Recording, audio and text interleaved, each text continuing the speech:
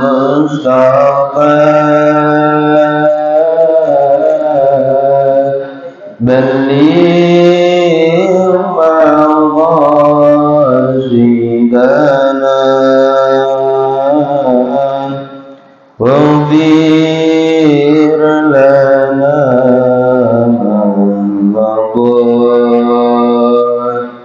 ya wasi'al karami. Kok ada yang apa?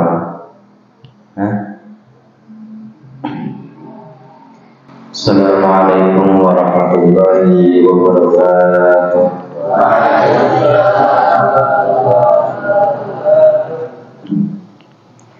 Alhamdulillah rabbil alamin.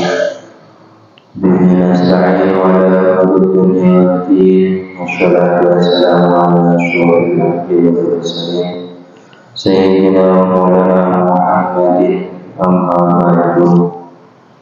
Hadirin Imam Qismat Tarbiyah Ma'had Asyidiyah Al-Ustaz Muhammad Sidron SPDI, Hadirin Imam Ustaz Abdul Ghanib SPDI, Hadirin Imam Qismat Tahsid wa Qismul Lughah Ma'had Asyidiyah Al-Ustaz Ofisi Kuliah sebagai Walijanil Tullab pada seluruh santri yang saya cintai karena Allah, dan semoga kita semua senantiasa berjalan di jalan Allah. Amin Allahumma amin. Semoga guru-guru kita, saudara-saudara kita, keluarga-keluarga kita yang sakit, semoga diberi kesembuhan. Amin. Amin. Yang ada masalah, semoga diselesaikan oleh Allah. Amin. Dan segala urusannya dipermudah dunia dan akhirat. Pertama-tama marilah kita panjatkan puja dan puji syukur kita kehadirat Allah Subhanahu wa Ta'ala, yang mana kita bisa berkumpul di majelis yang semoga diberkati.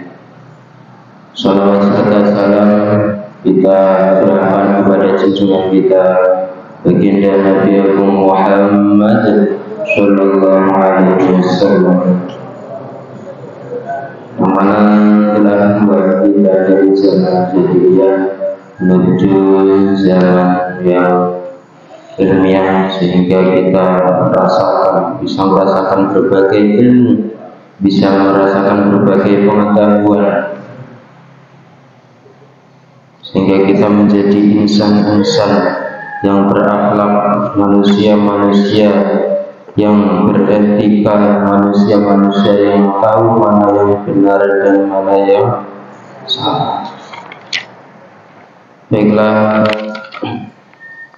anak-anakku sekalian, Ustaz kali ini kebetulan kebagian jadwal untuk isi tausiah. Saya ucapkan terima kasih Ustaz Ghanib yang memberi saya kesempatan untuk belajar bersama.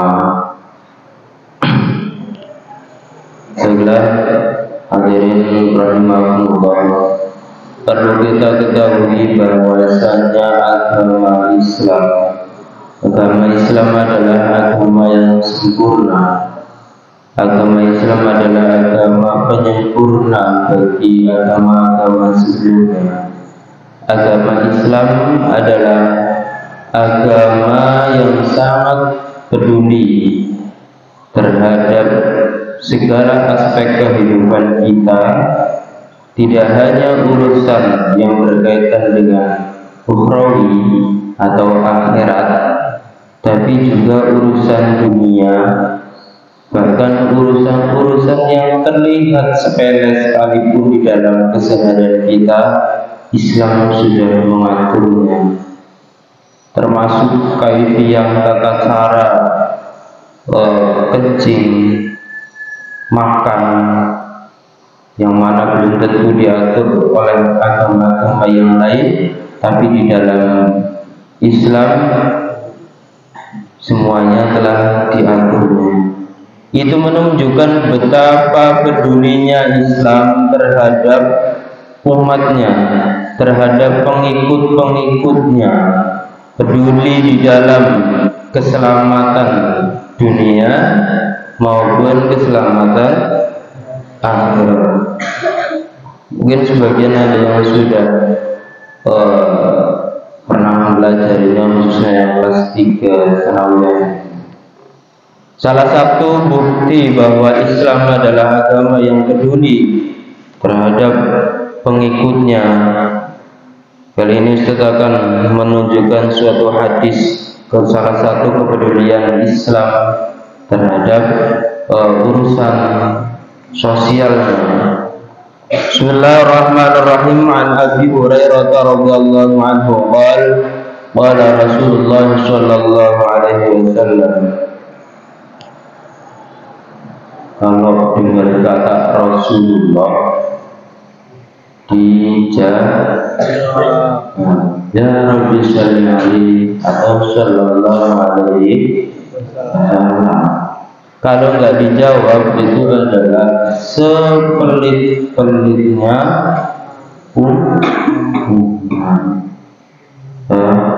Qala Rasulullah sallallahu alaihi wasallam haqqal muslimin 'alal muslim terus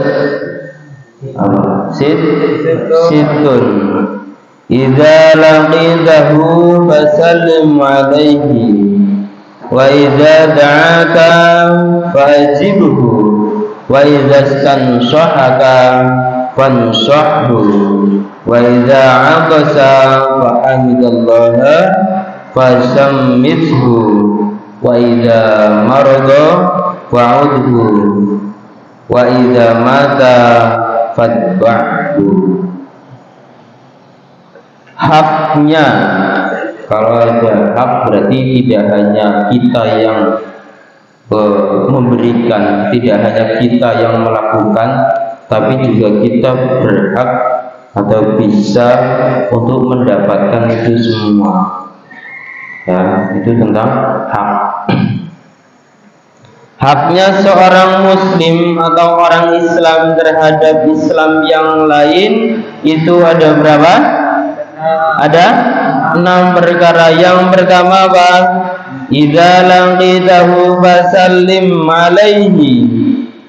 Apabila bertemu maka ucapkanlah salam. Kalau ketemu temannya, ketemu saudaranya khususnya yang muslim, maka ucapkanlah salam, assalamualaikum.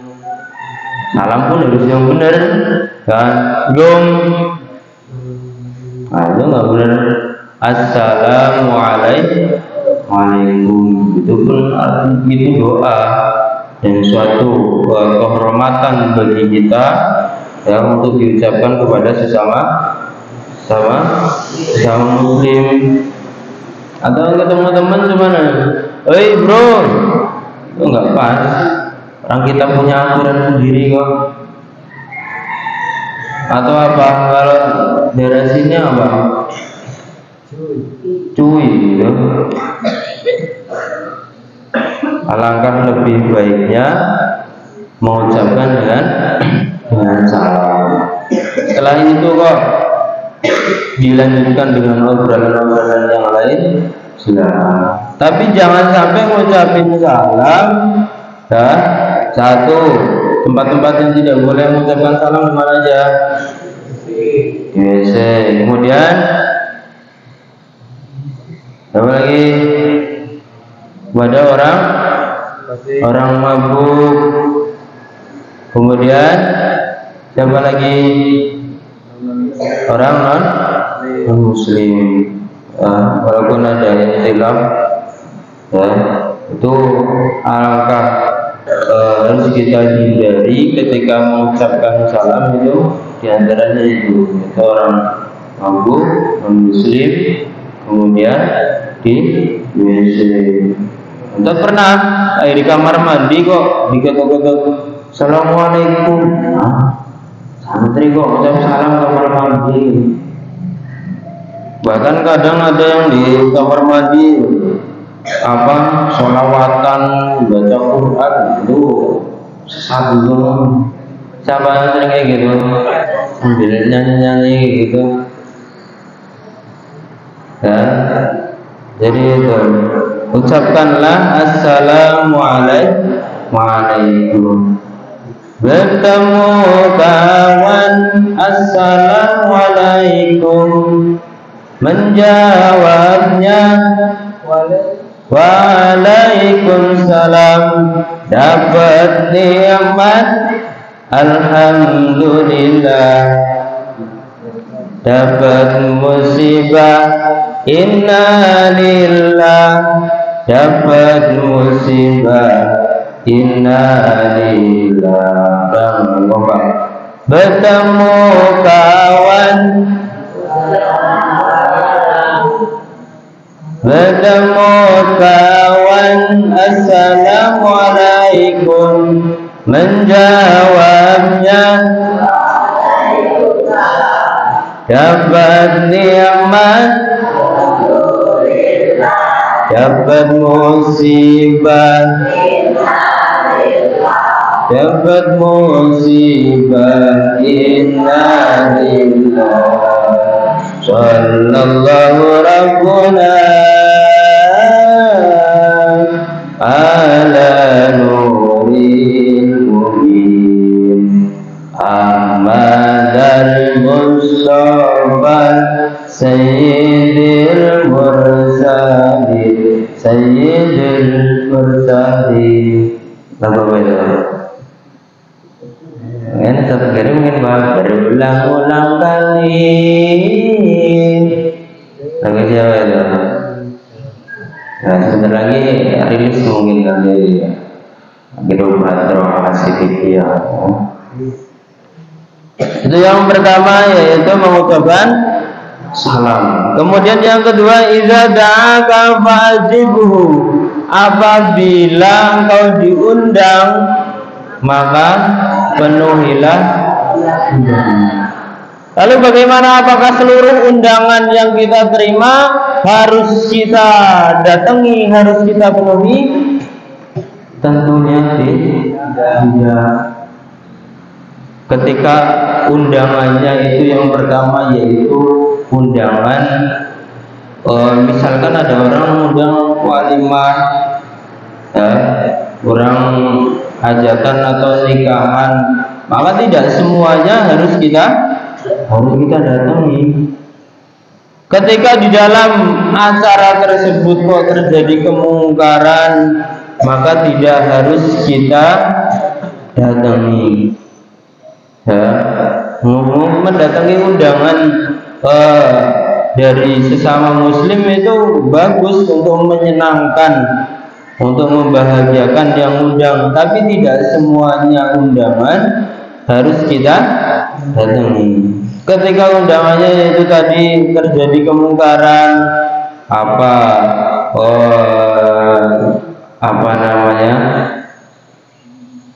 mungkar, entah itu dalam hal kemaksiatan, misalkan di acara tersebut ada musik-musik jaipongan, musik-musik dangdutan, musik-musik yang artis-artis yang enggak karuan, ya. Nah, itu enggak harus kita datangi. Kalau di hajatan kok ada hadrohnya, gimana? Datang nggak? Datang. Nah, tapi kalau di hajatan ada yaitu sesuatu kemaksiatan, ya, apalagi di musik kemudian diiringi dengan mabuk-mabukan dan lain sebagainya, ya, itu nggak wajib didatangi, nggak wajib dihadiri. Saya ingat kiai Ustaz di daerah kita tuh kalau ada hajatan kok ada originnya atau ada kuda lumpingnya itu nggak mau hadir. Nah, tapi begitu karena alasan untuk menghormati sesama muslim, ya, dia hadir di lain waktu, biasanya itu sore. Makanya kalau di Jawa itu kalau hajatan itu nyampe malam, pagi untuk umum adat gitu ya, acara adat, resepsi acara adat, baik itu pernikahan, sunatan ataupun yang lain ya. Kemudian siang masih umum. Nah, ini sore dan malam itu biasanya kalangan para kiai, malamnya biasanya pengajian ya gitu. Walaupun siangnya misalkan kuda lumping sekalipun, kadang malamnya pun pengajian. Agak lain memang ya. Maka kadang siangnya orgenan dangdutan, malamnya pengajian tahlilan ya. Nah, itu biasanya para kiai itu nggak mau kondangan kalau pagi-pagi atau siang. Karena itu untuk menghindari kemaksiatan. Kemudian yang tidak harus kita hadiri undangannya diantaranya yaitu undangan yang didapatkannya atau makanannya itu bukan makanan yang halal. Ketika subhat sekalipun ya, makanannya makanan subhat sekalipun itu tidak harus kita hadiri, tidak harus kita penuhi undangannya. Makan makanan subhat apa? Biawak. Ada kondangan, resepsi kondangan, dagingnya daging biawak, ada nggak? Nggak ada ya. Pindang biawak. Nah, itu kalau di situ kok makanannya, hidangannya isinya sesuatu yang syubhat, maka tidak harus dihadiri. Kemudian hak sesama muslim yang ketiga yaitu wa idza stanusahaka fansahu, apabila meminta nasihat kepadamu maka nasihat yungku dan pening pala, lagi banyak masalah apa? Masalah cinta. Sampai kok cinta-cinta.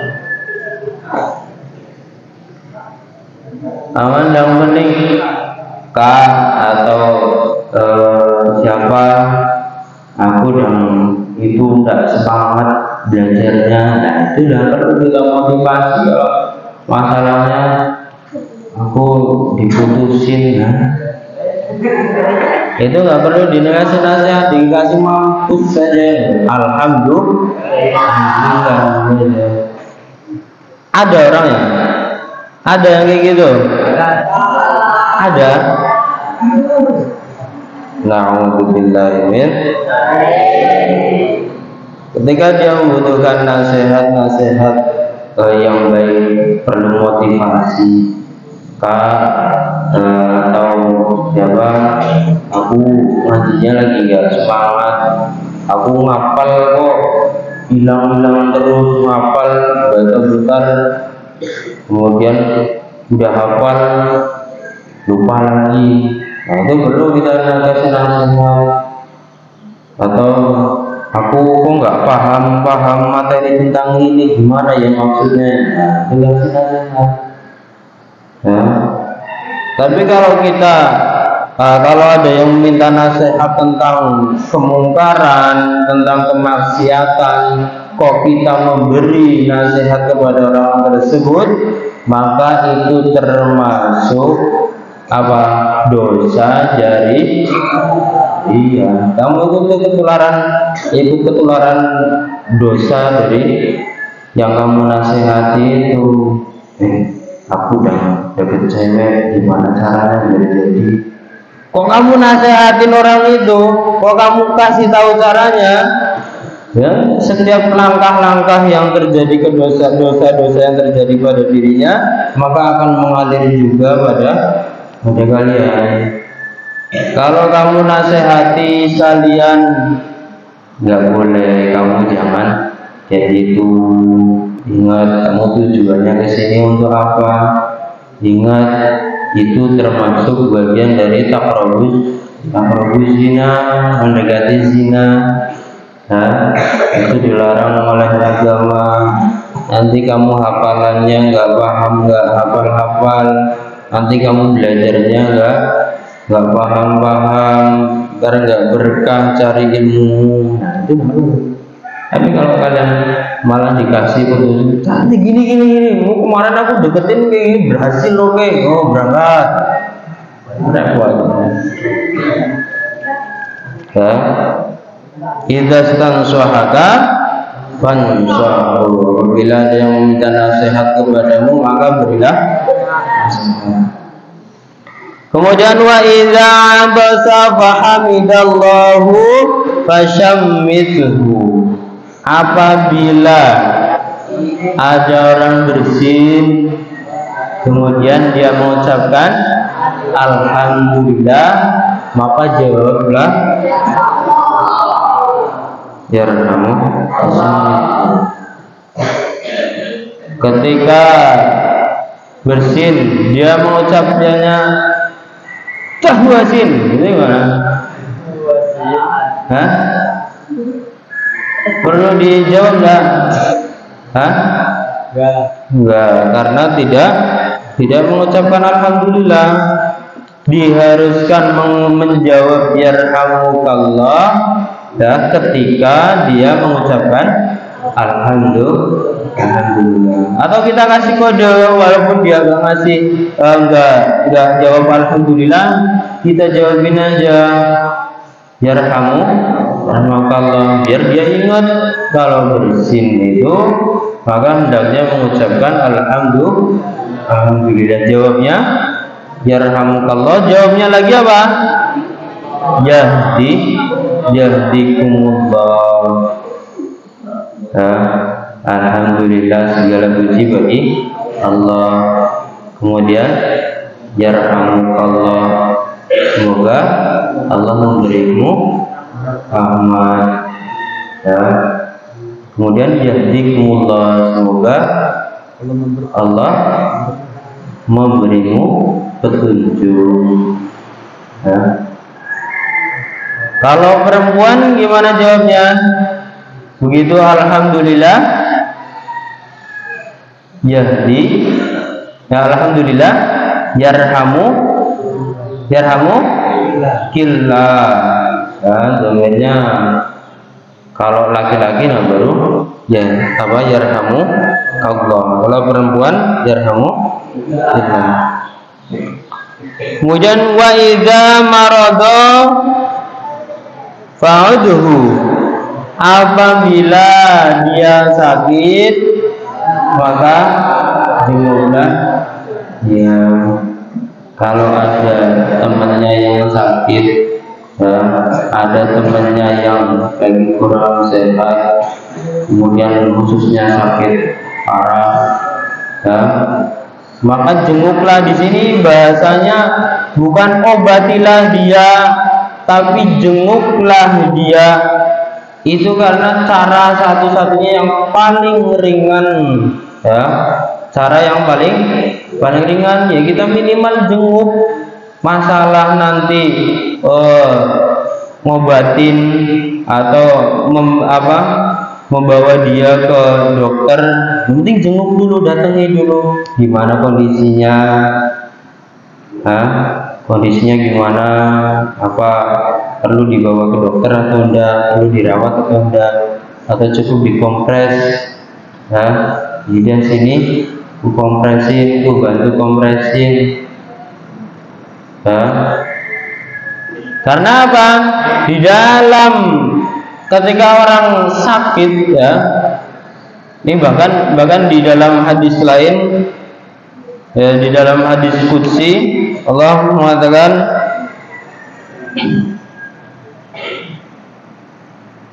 saking cintanya Allah terhadap orang-orang yang lemah ya. Qala Rasulullah sallallahu alaihi wasallam, qala Rasulullah sallallahu alaihi wasallam, innallaha azza wa jalla yaqulu yaumal qiyamah, sesungguhnya Allah azza wa jalla ya, berfirman pada hari kiamat. Yaqulu ya, di sini menggunakan kata yaqulu. Qala yaqulu apa?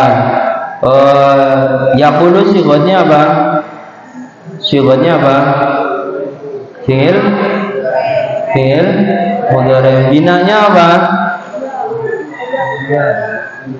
Bina ajwab apa?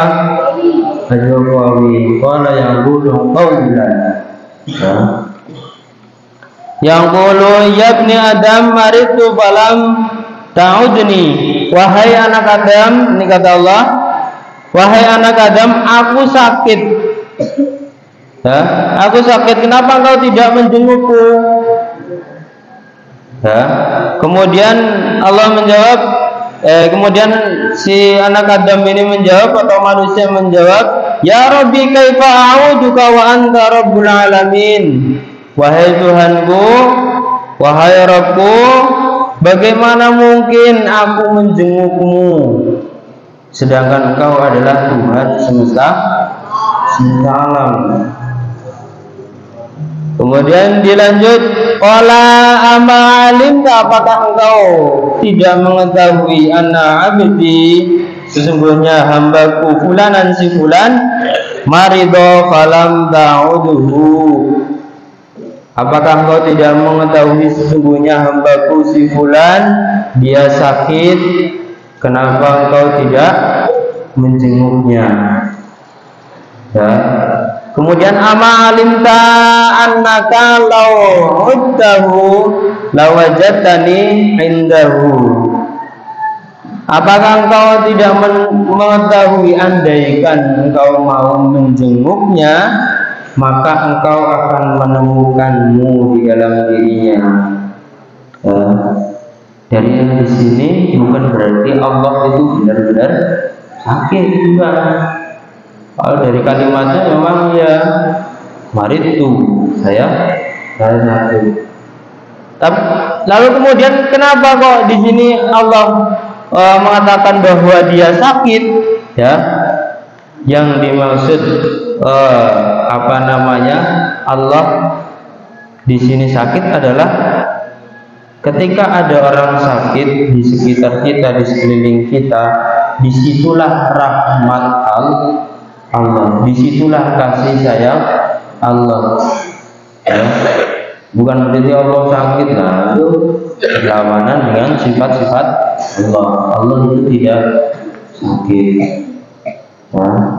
Artinya ketika ada orang-orang yang sakit di sekitar kita ya, orang-orang yang lemah, disitulah titik rahmat Allah.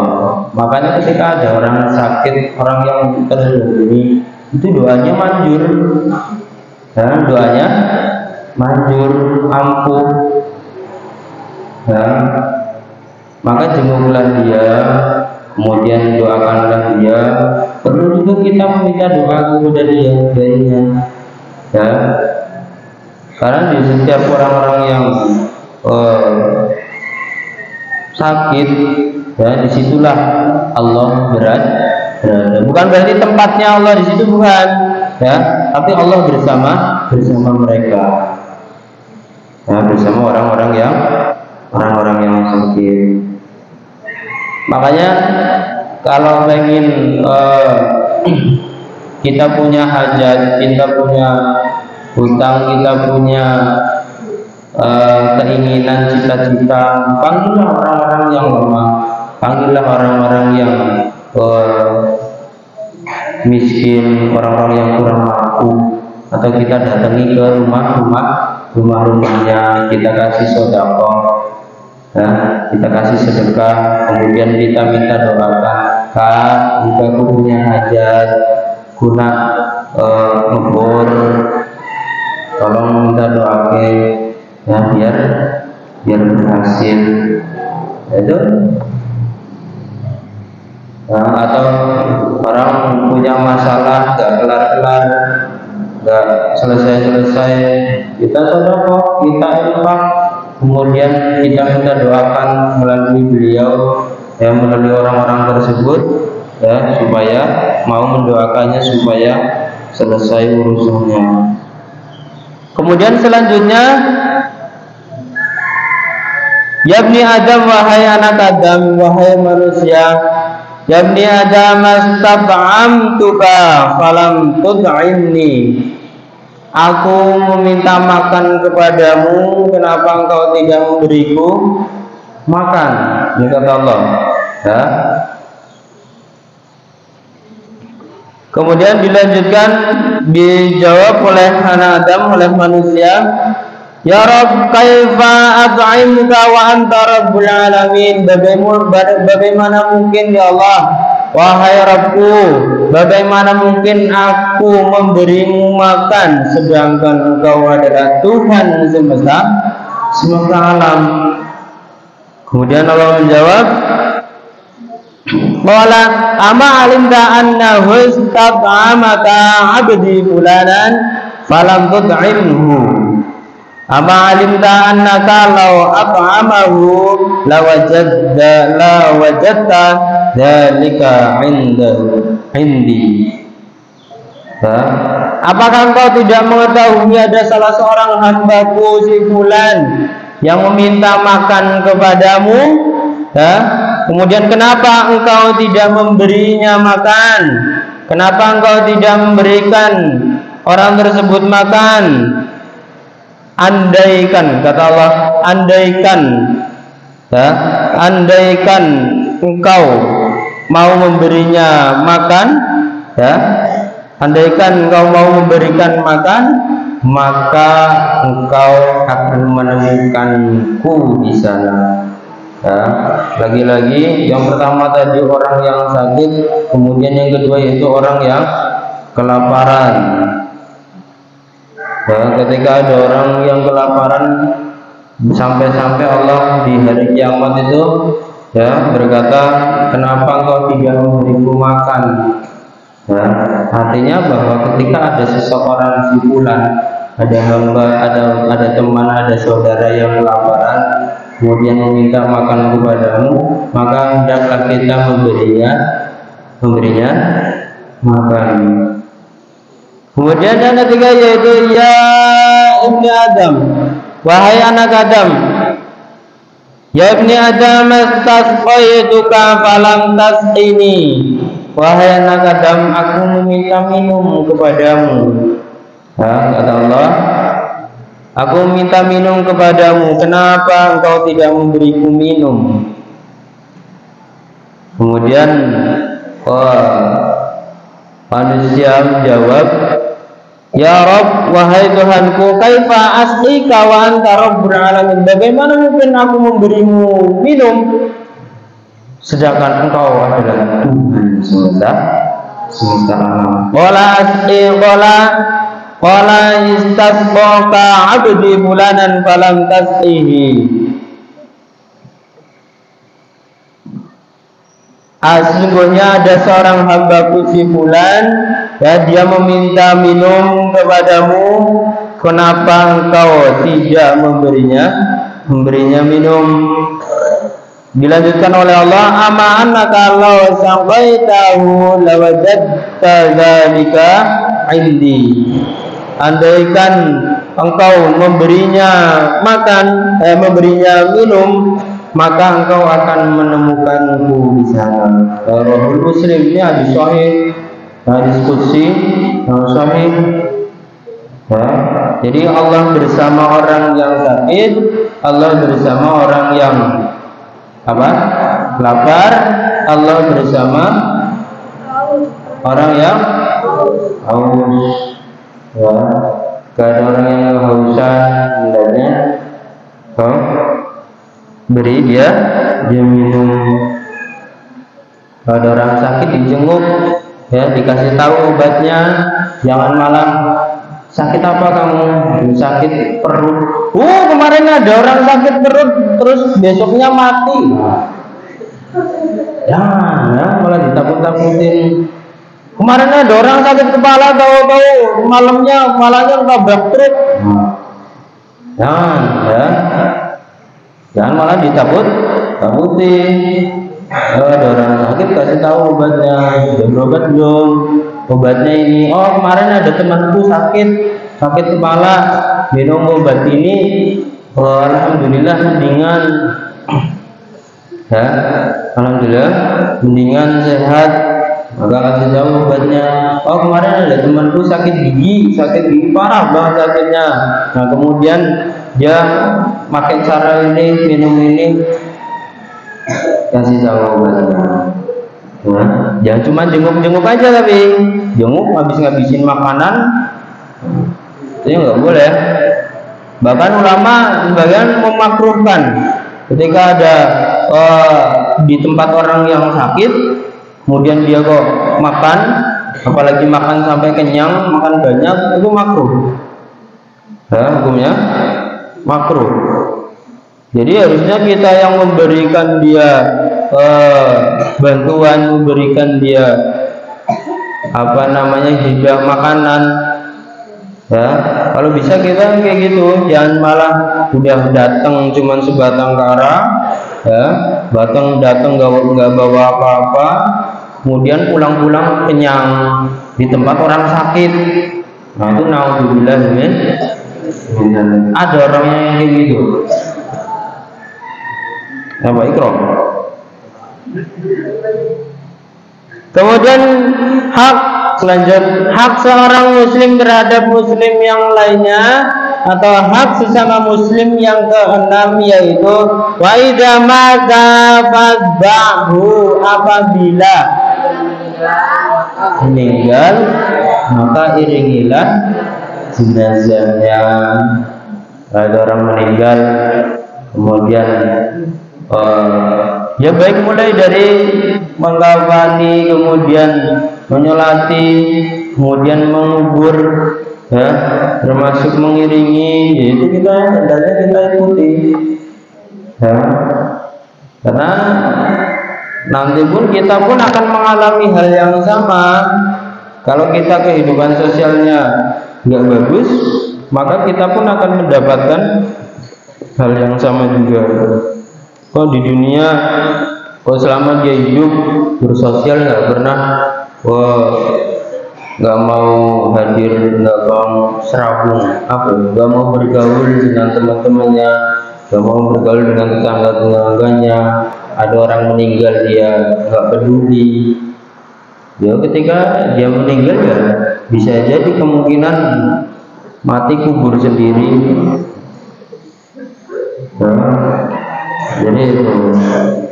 Jadi itulah hadirin sekalian, anak-anakku sekalian, 6 hal yang menjadikan kehidupan kita dalam kehidupan sosial khususnya menjadi kehidupan yang lebih saling mencintai. Kunci dari hadis ini adalah supaya kita saling apa? Saling mencintai sesamanya. Nah, untuk tujuannya itu untuk timbul rasa saling mencintai, saling peduli, ya, satu sama lain, saling bahu-membahu, saling membantu. Jadi ada 6 hal. Yang pertama apa tadi? Yang pertama apa? Mengucapkan salam. Yang kedua apa? Penuhilah undangannya. Yang ketiga, memberi nasihat. Yang keempat, ketika bersin mengucapkan alhamdulillah, jawablah dengan yarhamukallah. Yang kelima, dia sakit maka jenguklah. Yang keenam, apabila dia meninggal maka iringilah jenazahnya. Mungkin itulah tadi, semoga bisa bermanfaat untuk saya khususnya dan untuk kita semua, dan semoga kita bisa mengamalkan apa-apa yang telah kita ketahui. Amin. Amin.